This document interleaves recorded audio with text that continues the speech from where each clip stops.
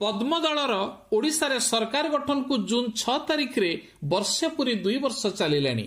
मात्र ए जाए निगम अध्यक्ष पद पूरण होई पारुनी किंबा मंत्रिमंडल बदल चर्चा मध्य केवल चर्चा रे रही जाइछि। ओडिया अस्मिता को आधार करी क्षमता को आसीथिबा पद्म दल रे निगम अध्यक्ष पद पई माळमाळ नेतांक लबी सह शंख दलरू आसीथिबा आमदानी नेतांकु थैथान कराइबार प्रतिश्रुति पद्म बेकरे कंटा साजिछि।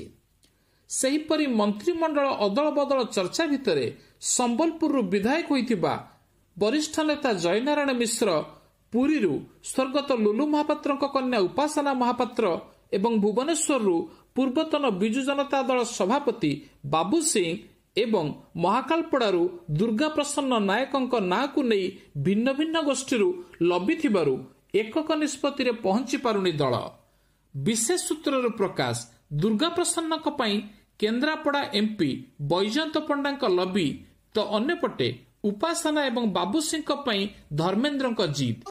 सेपटे पश्चिम ओडिशार वरिष्ठ नेता तथा हिंदूवादी चेहरा जयनारायण मिश्र दाबीदार को स्वीकृति देवाकू दल बाध्य।